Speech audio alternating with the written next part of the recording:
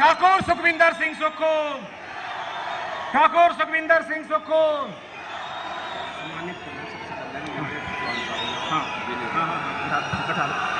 बहुत बहुत शुक्रिया। आपके जोश खरोश से लग रहा है कि हमारे अजीत नेता राहुल गांधी जी जो है हमारे बीच पहुंच चुके हैं और आपने जो है स्वागत किया।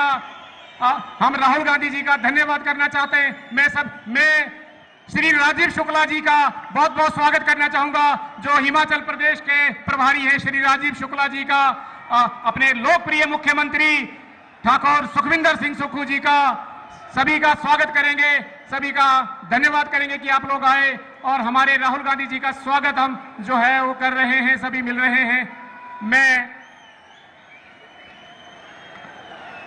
मैं सभी से गुजारिश करूंगा कि इसके बाद जो है ठाकुर हर्षवर्धन सिंह चौहान और श्री अजय सोलंकी जी और श्री विनय कुमार जी जो है वो सिरमौर का एक निशानी जिसको कहते हैं लोहिया टोपी और डांगरा दे के स्वागत करेंगे। लोहिया टोपी लगाई ठाकुर हर्षवर्धन सिंह चौहान जी ने, ये लोहिया पहना के, जो यहाँ की धरोहर है, जो हमारे यहाँ के जो है वो पहले मुख्यमंत्री भी पहना करते थे, डॉक्टर यशवंत सिंह परमार। लोहिया ये यहाँ की जो है वो एक, और राहुल गांधी जी जो है वो इसी के साथ जो है ये सम्मानित समारोह जो है वो चल रहा है। राहुल गांधी जी का बहुत बहुत धन्यवाद सर आपका। अब मैं गुजारिश करूंगा सभी लोगों से कि अपना अपना स्थान ग्रहण करें। सभी लोग मंच को खाली आगे से खाली करें, सभी लोग मंच को खाली करें। और मैं गुजारिश करूंगा, मैं बहुत ही आदर और सम्मान के साथ गुजारिश करूंगा हमारे हिमाचल प्रदेश के प्रभारी आदर के योग्य श्री राजीव शुक्ला जी से कि वो मंच पे आए और अपना संबोधन से संबोधित करें। हिमाचल प्रदेश के प्रभारी और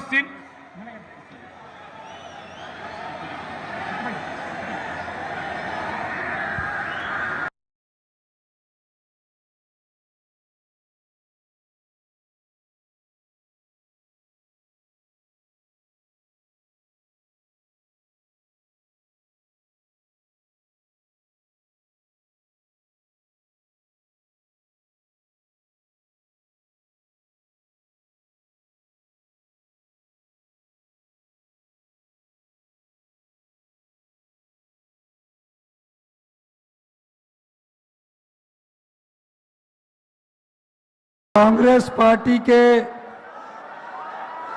हमारे निस्वार्थ सेवा करने वाले, जनता का दर्द अपने दिल में सजोने वाले, एक पूर्व प्रधानमंत्री के पोते, एक पूर्व प्रधानमंत्री के बेटे, जिन्होंने 4500 किलोमीटर की लंबी यात्रा, जब समाज में अराजकता फैल रही थी, देश में अराजकता फैल रही थी, सम्मानित श्री राहुल गांधी जी, हमारे सम्मानित राजीव शुक्ला जी, सम्मानित प्रदेश कांग्रेस कमेटी की अध्यक्षा सम्मानित हर्षवर्धन चौहान जी, सम्मानित अजय सोलंकी जी, सम्मानित उपाध्यक्ष विनय कुमार जी, सभी सम्मानित मंच पर विराजमान, और विनोद सुल्तानपुरी जी जो इस क्षेत्र से युवा प्रत्याशी कांग्रेस पार्टी ने संसदीय क्षेत्र के दिए हैं।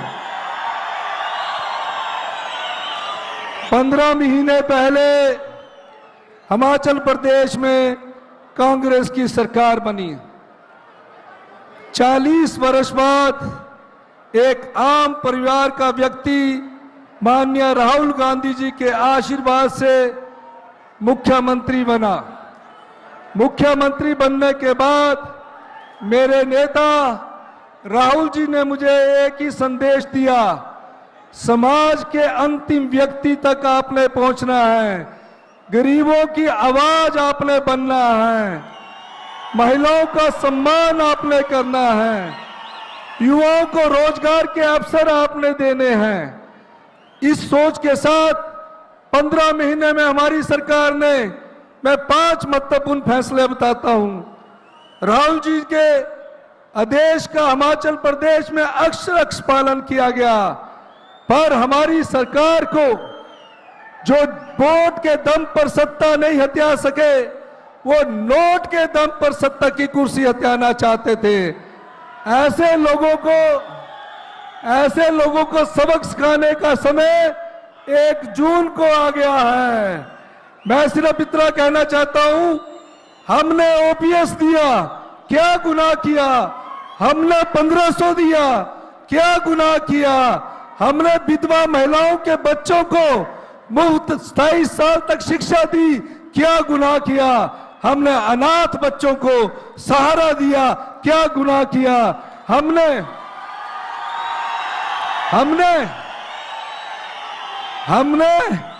18 साल से ज्यादा की उम्र, जब तक उसके शरीर में सांस होगा, वो ताउम्र हम उसे 1500 रुपया महीना देंगे, 18,000 रुपया साल का देंगे।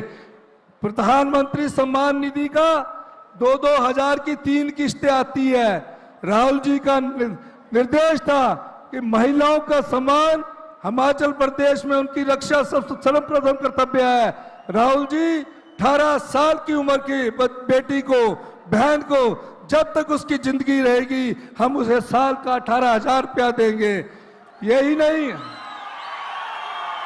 अंत में मैं सिर्फ इतना कहना चाहता हूं, यह लड़ाई ईमानदारी की बेईमानों से है, यह लड़ाई झूठ की सत्य से है, यह लड़ाई धर्म और अधर्म की लड़ाई है, यह लड़ाई बेदाग और दागदार की लड़ाई है।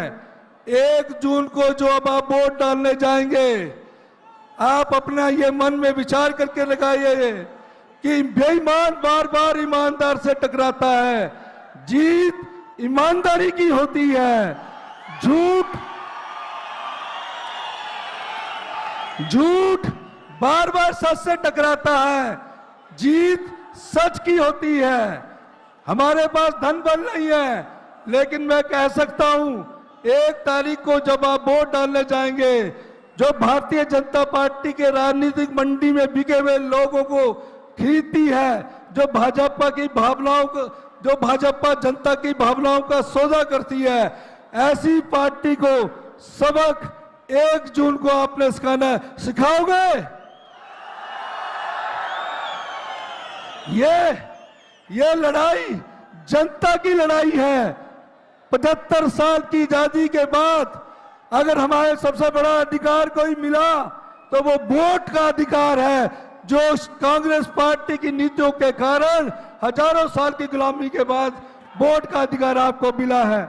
इस वोट के अधिकार को बीजेपी छीनना चाहती है। हिमाचल के लोग देश भविष्य की राजनीति की दशा और दिशा तय करने वाले हैं। 1 तारीख को जनता जीतेगी और धन हारेगा। सत्ता के हथियाने वाले जो धन का प्रयोग करते हैं, उसको हराने का समय आ गया है। तो लोकतंत्र की सबसे बड़ी ताकत जनबल है।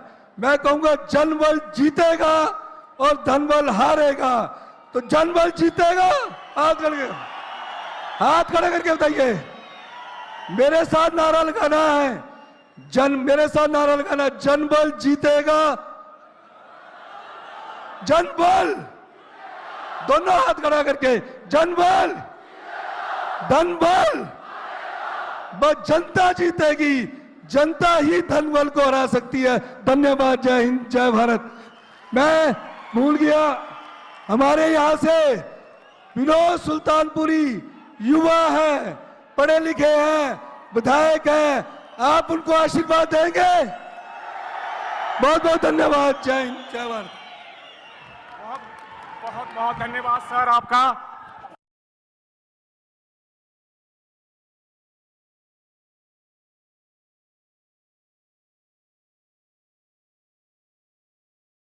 प्रतिभा सिंह जी आए और अपने संबोधन से जो है हम सबको सुबोधित करें। श्रीमती प्रतिभा सिंह जी।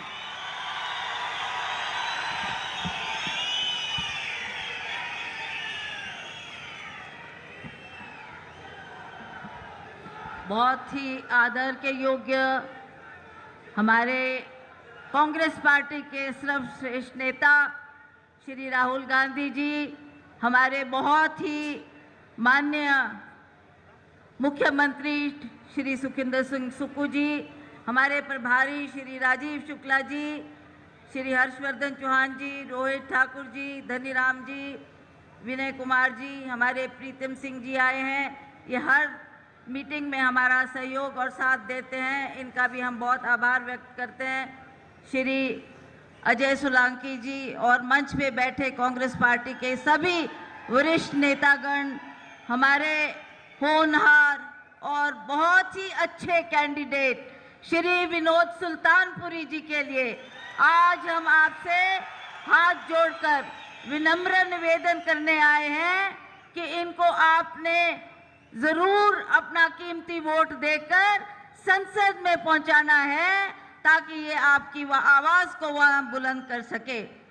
हमें खुशी है कि हमारी 15 महीने की सरकार में ठाकुर सुखविंदर सिंह सुक्खू जी ने बहुत अच्छा कार्य किया है।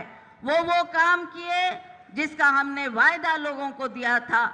आपने ओपीएस लागू करके सभी हमारे सरकारी कर्मचारियों को जो पेंशन दिलाने का काम किया, उसके लिए सभी जनता की तरफ से आपका बहुत बहुत आभार। आपने हर महिला के खाते में 1500 डालने की बात की, उसके लिए भी आपका आभार और आप सबकी तरफ से, महिलाओं की तरफ से हम सरकार का बहुत बहुत आभार व्यक्त करते हैं। दूसरी तरफ अभी 15 महीने हुए हैं, अभी तो 3.5 साल बचे हैं। 3.5 साल में हमने शेष काम भी करने हैं, शेष वायदे भी पूरे करने हैं। आज आप जानते हैं कि भारतीय जनता पार्टी के लोग इस मैदान में उतरे हैं। पिछले कल मोदी जी यहाँ आए थे और बड़ी बड़ी बातें कह गए। मंडी में भी उन्होंने एक रैली को संबोधित करते हुए कहा, हमें पूछना है मोदी जी, जब हिमाचल प्रदेश में इतनी बड़ी त्रासदी आई, इतनी बड़ी भारी नुकसान हुआ, तो आप कहां थे? लोग आपकी तरफ नजरें टिकाए हुए थे कि मोदी जी हमारी मदद करेंगे। उस तरह पर जैसे आपने केदारनाथ में की, आपने भुज में की, आप उस वक्त हमारी मदद करने नहीं आए। मुख्यमंत्री और मैंने जाकर प्रधानमंत्री जी से बात की, हमने उनसे आर्थिक सहायता की मांग की, पर हमें अफसोस है प्रधानमंत्री जी ने ऐसे त्रासदी के वक्त में एक पैसा भी देना मुनासिब नहीं समझा। उन्होंने कहा था अपने भाषणों में कि मैं बेरोजगारों को एक साल में 2 करोड़ बच्चों को पूरे भारतवर्ष में रोजगार दूंगा। उन्होंने कहा था मैं महंगाई कम करूंगा। उन्होंने कहा था मैं भ्रष्टाचार हटाऊंगा।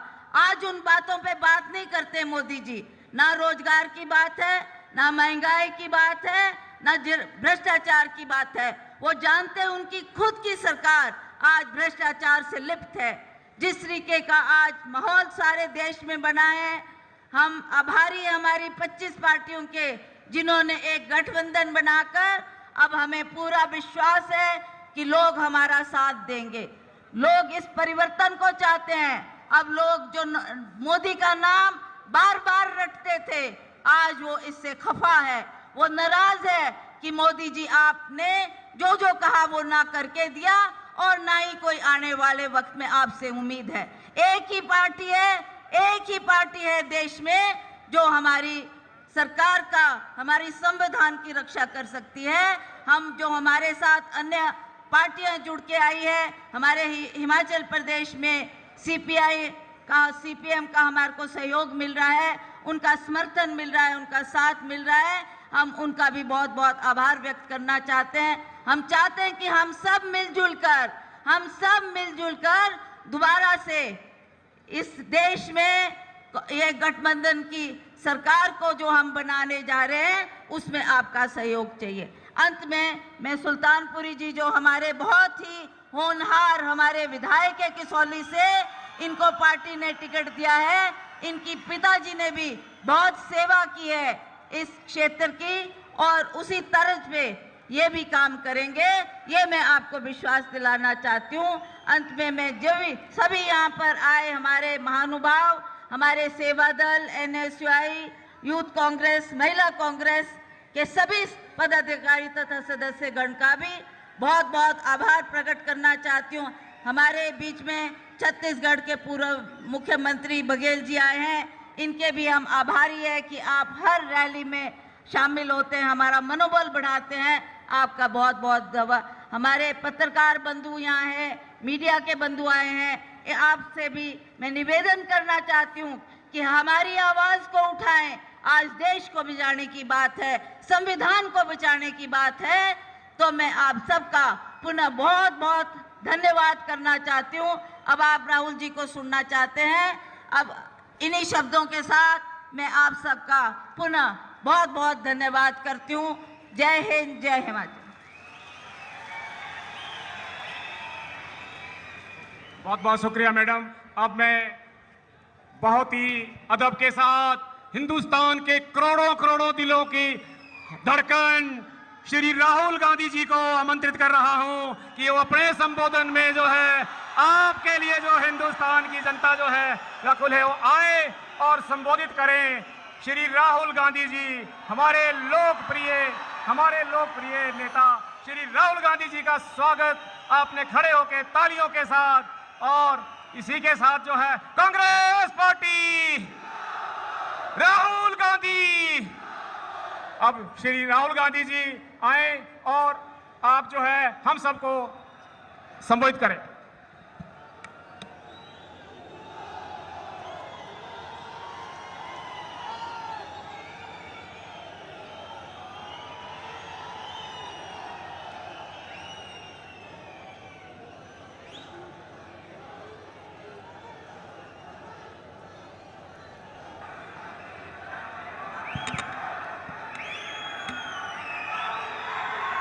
राजीव शुक्ला जी,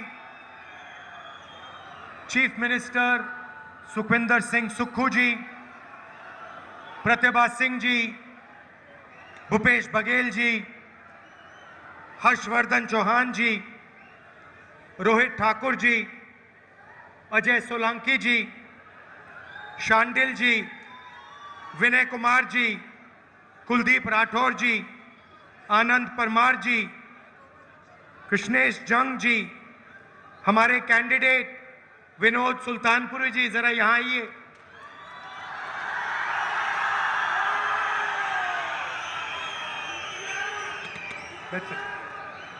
स्टेज पे वरिष्ठ नेता, हमारे सारे के सारे प्यारे कार्यकर्ता जिनको मैं आजकल बब्बर शेर कहता हूं,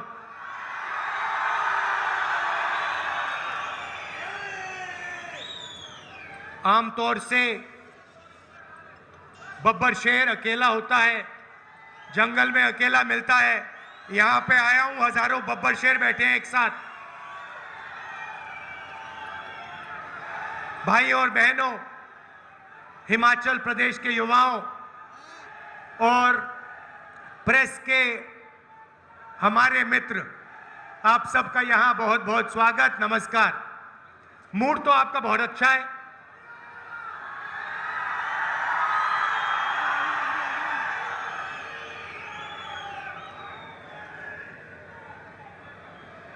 सुक्खू जी ने कहा कि हिमाचल प्रदेश में 40 साल मेहनत करने के बाद एक आम कार्यकर्ता, आम आदमी हिमाचल प्रदेश के चीफ मिनिस्टर बने हैं। अब मैं इसके बारे में दो चीजें कहना चाहता हूं। पहली बात कि मैंने अपनी आंखों से सुक्खू जी को मेहनत करते हुए देखा है, कांग्रेस पार्टी की विचारधारा के लिए लड़ते हुए देखा है। और दूसरी बात आपने कहा आम कार्यकर्ता, आम आदमी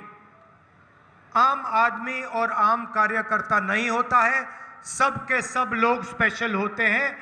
हर व्यक्ति की कोई ना कोई स्ट्रेंथ होती है और हमारे सारे के सारे कार्यकर्ता दिल से दिन भर मेहनत करते हैं। जब हमारी सरकार होती है, हमारी विचारधारा को प्रोपेगेट करते हैं। जब बीजेपी की सरकार होती है या दूसरों की सरकार होती है, तो हमारी जो विचारधारा है उसकी रक्षा हमारे सारे के सारे स्पेशल कार्यकर्ता करते हैं।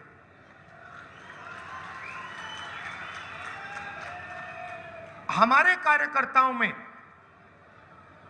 और बीजेपी के कार्यकर्ताओं में फर्क क्या है भैया? बाद में करिए।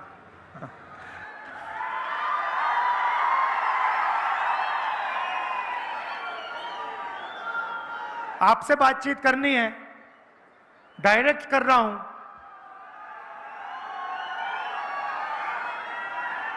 हमारे कार्यकर्ता आजादी के लिए लड़े, हमारे लाखों कार्यकर्ता जनता की आवाज बनकर आजादी की लड़ाई लड़े और देश के लोगों के साथ मिलकर हमारे कार्यकर्ता ने देश को यह संविधान दिया है। ये संविधान कोई मामूली किताब नहीं है। और कहा जाता है कि ये आजादी के बाद कॉन्स्टिट्यूशन बना, मगर अगर हम थोड़ी सी गहराई में जाएं तो पता लगेगा कि इस कॉन्स्टिट्यूशन की, संविधान की सोच हजारों साल पुरानी है। हिंदुस्तान के महापुरुषों की सोच इस कॉन्स्टिट्यूशन में है और ये हिंदुस्तान की, भारत की बहुत पुरानी आवाज है। बीजेपी के कार्यकर्ता, बीजेपी के नेता इस संविधान पर आक्रमण कर रहे हैं। संविधान पर आक्रमण करने के अलग अलग तरीके हैं। सबसे पहला डायरेक्ट आक्रमण।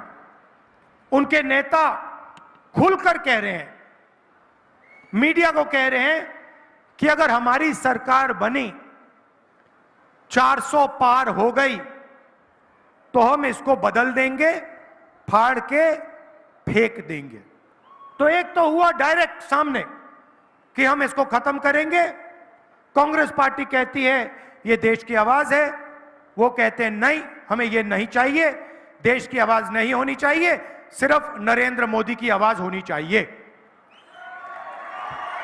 मतलब आपने सुना, अपने आप, अपने कानों से आपने सुना। आजकल नरेंद्र मोदी के इंटरव्यूज चल रहे हैं, देखे होंगे आपने। वो 4 चमचे बैठा देते हैं और फिर वो सवाल पूछते हैं, मोदी जी एक बात बताइए, आप आम कैसे खाते हो? आप क्या उसको छील के खाते हो या चूस के खाते हो? मोदी जी जवाब देते हैं, पता नहीं, सब कुछ अपने आप होता है। मैं बाकी हिंदुस्तान जैसे मैं बायोलॉजिकल नहीं हूं। बाकी हिंदुस्तान खेती करता है, मेहनत करता है, मुझे तो परमात्मा गाइड करते हैं। मैं हिंदुस्तान में एक ऐसा व्यक्ति हूं, अकेला, जिसका डायरेक्ट परमात्मा के साथ कनेक्शन है। उन्होंने कहा और चमचे कहते हैं, वाह वाह वाह वाह वाह, कमाल की बात बोल दी, कमाल की बात बोल दी, क्या बोला, क्या बोला। मतलब एक व्यक्ति जिसको डायरेक्ट परमात्मा के साथ कनेक्शन है, उसको इसकी क्या जरूरत? वो तो डायरेक्ट बात कर रहे हैं। मुझे थोड़ा डर लग रहा है। मैं सोच रहा हूं कि भाई इनके हाथ में तो परमाणु बम है, और मैं उनसे पूछना चाह रहा हूं, नरेंद्र मोदी जी, जो ये आपको फीलिंग आती है, क्या ये सुबह आती है, शाम को आती है, या 24 घंटे आती है? मतलब ये पीरियोडिकली आती है, जैसे शाम के 8 बजे आती है, या सुबह 7 बजे आती है, या फिर पूरे दिन चलती है? अलग अलग बीमारियां होती हैं, कोई शाम को आती है, कोई सुबह लगती हैं। तो ये मैं पूछना चाहता हूं नरेंद्र मोदी जी, आप अकेले हैं, आप डायरेक्ट भगवान से बात कर रहे हो। अच्छा, अगर एक दिन सुक्खू जी मेरे पास आए, बंद कमरे में मुझे कह दें कि राहुल जी मेरा डायरेक्ट परमात्मा से कनेक्शन है, मैं उनसे कहूंगा सुक्खू जी ये सब ठीक है, हिमाचल की जनता को बाहर जाके मत बोल देना, बड़ी प्रॉब्लम हो जाएगी। मगर प्रधानमंत्री खुल के बोल रहे हैं कि मेरा डायरेक्ट कनेक्शन है। तो ये हालत है हिंदुस्तान की, मतलब मजाक बना रखा है। मैंने इनको कहा कि ये हमारे मित्र हैं, मीडिया के मित्र हैं, मगर ये हमारे मित्र हैं नहीं, अदानी के मित्र हैं। और हिमाचल के किसानों को मैं कहना चाहता हूं,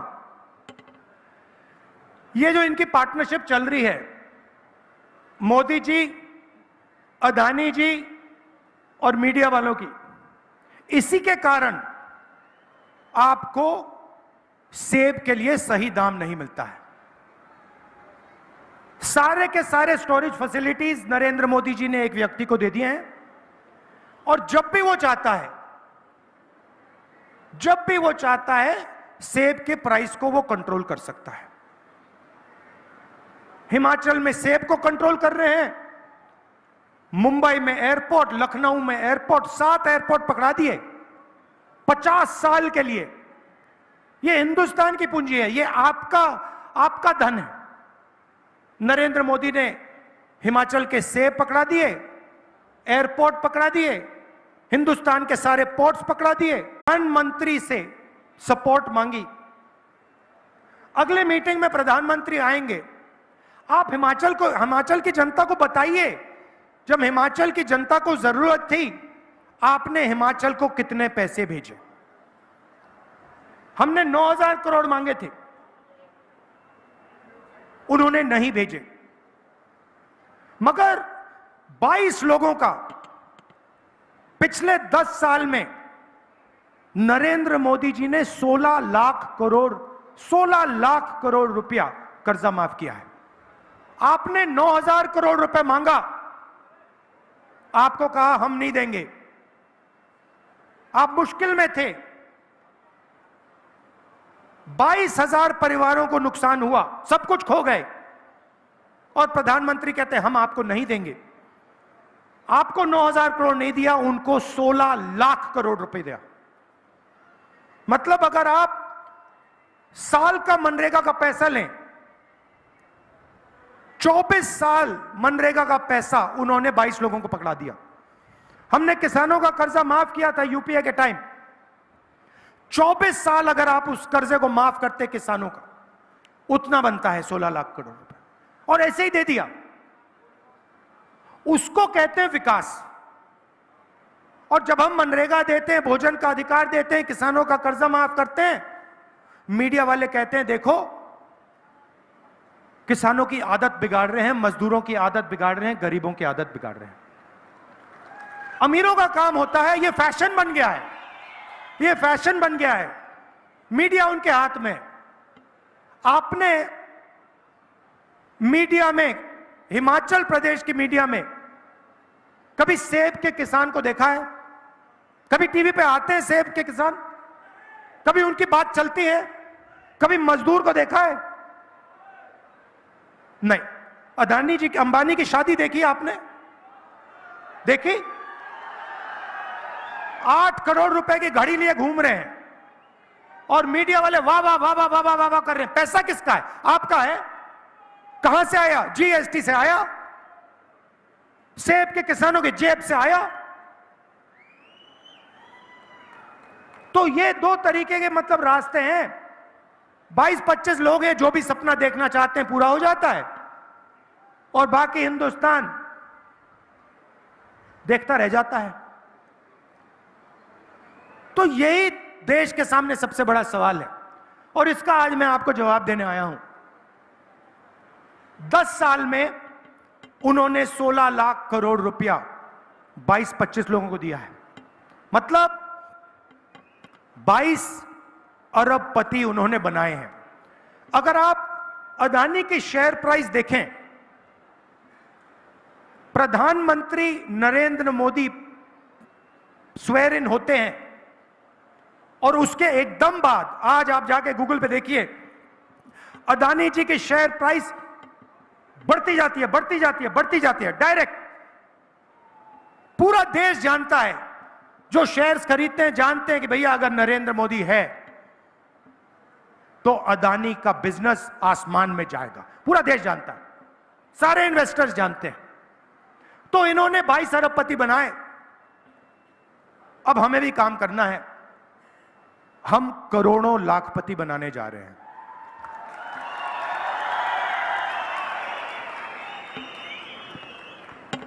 देश के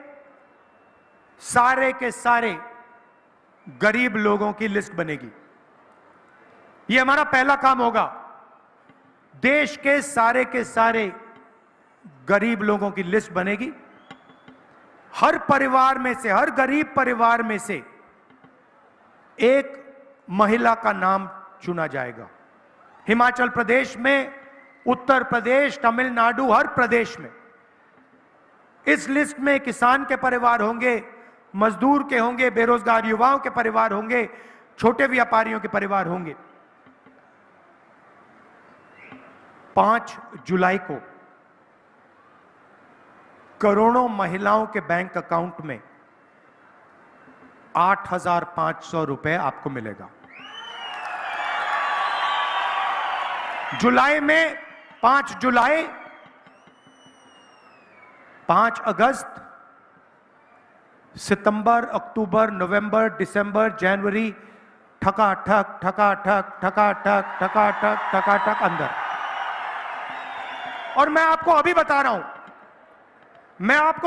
हूं, जब ये होगा, ये सारे के सारे प्रेस वाले कहेंगे कि देखो इंडिया की सरकार गरीबों को डायरेक्ट बैंक अकाउंट में पैसा डालकर उनकी आदत बिगाड़ दी है।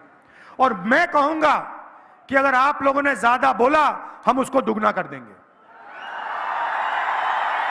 मुझे कोई फर्क नहीं पड़ता। आपकी क्रेडिबिलिटी गई, खत्म हो गई है। कोई आपकी बात सुनता ही नहीं है, क्योंकि आप उनके हो।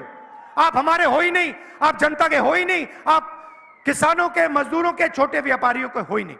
नोटबंदी की नरेंद्र मोदी जी ने, हिंदुस्तान के सारे छोटे व्यापारियों को खत्म कर दिया। जीएसटी, गलत जीएसटी लागू की, प्रेस वालों ने एक शब्द नहीं बोला, बिल्कुल चुप बैठे रहे। तो इसीलिए हर महीने खटाखट खटाखट खटाखट खटाखट अंदर जाएगा, और उस दिन तक जाएगा जिस दिन तक ये परिवार गरीबी रेखा से नीचे होंगे। जब परिवार गरीबी रेखा से ऊपर आ जाएगा तो उसके खाते में ये पैसा नहीं आएगा, मगर उस दिन तक सब गरीबों को हिंदुस्तान की सरकार 1 लाख रुपए साल का देगी। यहां पे किसानों को प्राइस फिक्सिंग का मुकाबला करना पड़ता है। जैसे मैंने कहा, अदानी जी आते हैं, किसानों को सेब बेचना होता है, प्राइस गिर जाती है, और उसके एकदम बाद जब किसान सेब बेच देता है, प्राइस बढ़ जाती है। यह हालत पूरे देश में है। किसान जाते हैं, मार्केट में जाते हैं, कुछ भी खरीदते हैं, शर्ट, पैंट, मोबाइल फोन, उस पर प्राइस लिखी होती है, मगर किसानों को सेब के लिए, अनाज के लिए, गेहूं के लिए, कपास के लिए धान के लिए सही दाम नहीं मिलता है। सही बात है ना? इसीलिए पहली बार हम एक क्रांतिकारी काम करने जा रहे हैं। हिंदुस्तान में हिंदुस्तान के किसानों को एक कानूनी मिनिमम सपोर्ट प्राइस, कम से कम दाम, कानूनी कम से कम दाम हम देने जा रहे हैं। और वहां नहीं रुकेंगे। मैंने महिलाओं की बात की, 1 लाख रुपए आपके बैंक अकाउंट में जा रहा है। किसानों का हम कर्जा माफ करने जा रहे हैं। जैसे उन्होंने अरबपतियों का किया वैसे हम किसानों का करेंगे। अच्छा, एक बात भूल गया, यहां पे महिलाएं भी हैं, पुरुष भी बैठे हैं। मैं इनके चेहरे देख रहा हूं, पुरुषों के चेहरे देख रहा हूं, ये देख रहे हैं मेरी ओर, ये कह रहे हैं भैया महिलाओं के बैंक अकाउंट में क्यों, हमारे बैंक अकाउंट में क्यों नहीं? महिलाएं थोड़ी खुश दिख रही हैं, पुरुष सोच रहे भैया बैंक अकाउंट से पैसा हमारे यहां कैसे आएगा, प्लानिंग कर रहे हैं। तो मैं आपको बताना चाहता हूं कि महिलाओं के बैंक अकाउंट में क्यों, और शायद हिमाचल प्रदेश इसका सबसे बड़ा उदाहरण है। 21वीं सदी में स्त्री और पुरुष दोनों काम करते हैं। स्त्री और पुरुष मजदूरी करते हैं, जॉब करते हैं, डिलीवरी का काम करते हैं, कॉल सेंटर में काम करते हैं। 8-10 घंटे हिंदुस्तान के स्त्री और पुरुष घर के बाहर काम करते हैं। उसके लिए स्त्री को और पुरुष को सैलरी मिलती है, पैसा मिलता है, कॉम्पनसेशन मिलती है। मगर फिर शाम को स्त्री और पुरुष घर जाते हैं। पुरुष रिलैक्स करते हैं और स्त्री 8 घंटे और काम करती है। मतलब अगर हिमाचल प्रदेश के पुरुष 8 घंटा काम करते हैं दिन में, तो हिमाचल प्रदेश की जो स्त्री हैं वो 16 घंटे काम करती हैं। ये शायद पुरुषों को बात अच्छी नहीं लगी। देखिए, ताली और बजा रही हैं आप, थोड़ी ताली कम बजा रही हैं। इसीलिए हम महिलाओं के बैंक अकाउंट में 1 लाख रुपए 8,500 खटाखट डाल रहे हैं। मगर मैं जानता हूं कि अंत में प्रेशर डाल के आपके बैंक अकाउंट से ये लोग पैसा उठा के ले जाएंगे, तो इनको भी फायदा होगा। अब यहां युवा भी हैं, कह रहे हैं भाई राहुल जी, आप किसानों की बात कर रहे हो, आपने अरबपतियों की बात की, डिमोनेटाइजेशन जीएसटी की बात की, महिलाओं के बैंक अकाउंट में पैसा डाल रहे हो, हमारा क्या होगा? नरेंद्र मोदी जी ने हमें वायदा किया था 2 करोड़ युवाओं को रोजगार दूंगा, कुछ नहीं हुआ। सरकारी रोजगार, सरकारी प्लेसमेंट्स नहीं होती हैं, पेपर लीक होते रहते हैं, हमें झूठ बोला जाता है। हमारा क्या होगा? सबसे पहले हमने पता लगाया है 30 लाख सरकारी नौकरियां खाली पड़ी हैं, वो 30 लाख नौकरियां हम आपके हवाले कर देंगे। मैं आपको 2 करोड़ का झूठ नहीं बोलूंगा, हमने पता लगाया है, जो हम कर सकते हैं मैं आपको बोलूंगा। तो 30 लाख सरकारी नौकरियां हम आपके हवाले कर देंगे। दूसरी बात, मनरेगा में हम गरीब लोगों को अधिकार देते थे रोजगार का, मगर जो हमारे ग्रेजुएट्स हैं, college graduates, university graduates, diploma holders, उनको मनरेगा योजना से फायदा नहीं होता, क्योंकि वो मजदूरी नहीं करेंगे, वो ग्रेजुएट्स। तो अब हम हिंदुस्तान के ग्रेजुएट्स के लिए एक नया अधिकार लाने जा रहे हैं। इसका नाम है पहली नौकरी पक्की अधिकार। Public sector, BHEL, HAL, private sector, बड़ी बड़ी कंपनियों में, सरकारी ऑफिसेज, सरकारी अस्पताल, सरकारी कॉलेजेस, यूनिवर्सिटीज में हिंदुस्तान के बेरोजगार युवाओं को यह अधिकार मिलेगा।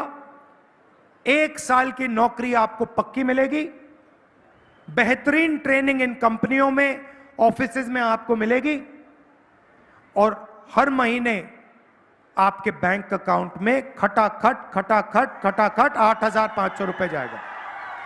एक साल में आपके बैंक अकाउंट में 1 लाख रुपया जाएगा।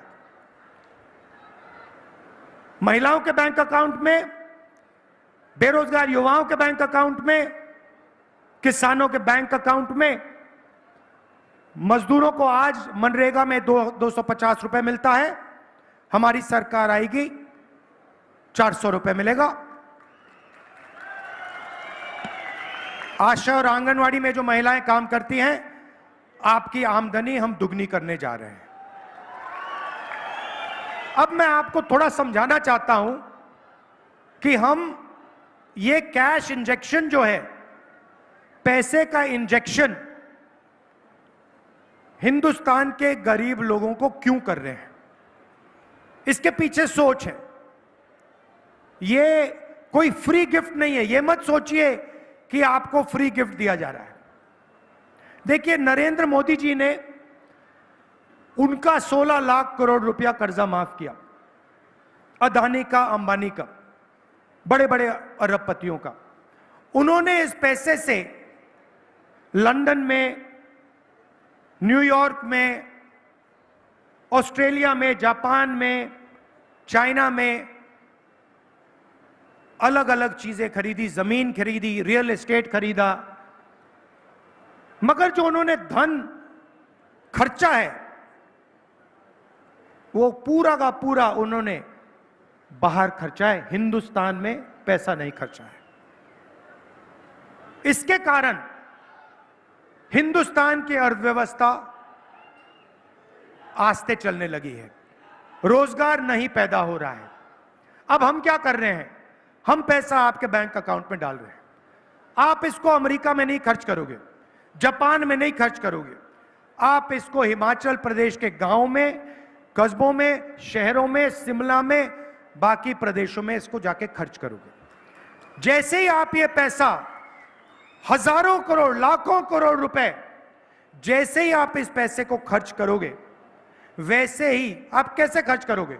आप शर्ट खरीदोगे, पैंट खरीदोगे, स्कूटर खरीदोगे, मोटरसाइकिल खरीदोगे, मोबाइल फोन खरीदोगे, ये चीजें खरीदोगे। जैसे ही आप खरीदना शुरू करोगे, वैसे ही हिंदुस्तान की फैक्ट्रियां मेड इन इंडिया शुरू हो जाएगा। और उन्हीं फैक्ट्रियों में जिन बेरोजगार युवाओं को हम ट्रेनिंग दे रहे हैं, जिनके बैंक अकाउंट में हम 1 लाख रुपए डाल रहे हैं, उन्हीं फैक्ट्रियों में मेड इन इंडिया वाली, सच्ची मेड इन इंडिया वाली फैक्ट्री में उन्हीं बेरोजगार युवाओं को रोजगार मिलने जा रहा है। तो एक प्रकार से जैसे मोटरसाइकिल स्टार्ट होती है, पहले आपको फ्यूल टैंक में पेट्रोल भरना पड़ता है, वैसे ही हम हिंदुस्तान की अर्थव्यवस्था में पेट्रोल, फ्यूल डाल रहे हैं। आपके जेब में फ्यूल डाल रहे हैं, उसके बाद हिंदुस्तान की अर्थव्यवस्था चालू होगी और एक बार फिर जो पहले रोजगार होता था, वो एक बार फिर आपको मिलेगा। तो ये हमारी प्लानिंग है। मैं आप सबका दिल से धन्यवाद करता हूं। देखिए, यहां आपदा आई, हमने, हिमाचल प्रदेश की जनता ने आपके चीफ मिनिस्टर के माध्यम से 9,000 करोड़ रुपए मांगे थे। उन्होंने ये पैसा आपको नहीं दिया, मना किया। और उसके एकदम बाद जब हिमाचल प्रदेश को सरकार की सबसे ज्यादा जरूरत थी, उन्होंने पूरा दम लगाकर आपकी सरकार को चोरी करने की कोशिश की। यह आप भूलिए मत। लड़ाई कॉन्स्टिट्यूशन की है, संविधान की है। जो भी आपको मिला है, आपको स्टेट मिला ना, जो आपको हिमाचल प्रदेश स्टेट मिला, वो इस कॉन्स्टिट्यूशन की देन है। इस कॉन्स्टिट्यूशन के बिना हिमाचल प्रदेश प्रदेश ही नहीं बन सकता था। इसीलिए इसकी रक्षा करनी है। यह अंबेडकर जी का कॉन्स्टिट्यूशन है, महात्मा गांधी जी का, जवाहरलाल नेहरू का, और हिंदुस्तान की आवाज इस कॉन्स्टिट्यूशन में गूंजती है। मैं जानता हूं हमारे कार्यकर्ता इस कॉन्स्टिट्यूशन, संविधान के लिए लड़ेंगे और यहां पे हिमाचल प्रदेश में चारों की चारों सीट कांग्रेस पार्टी को आप दिलवाने का काम करेंगे।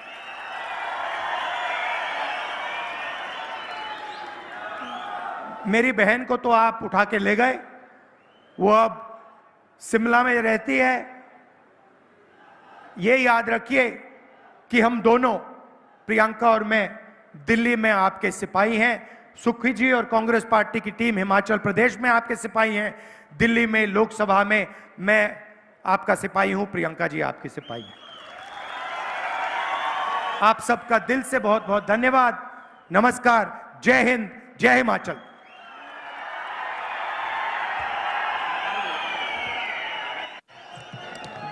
बहुत बहुत बहुत शुक्रिया। बहुत हेलो हेलो बहुत बहुत शुक्रिया राहुल जी का। कांग्रेस पार्टी, राहुल गांधी, कांग्रेस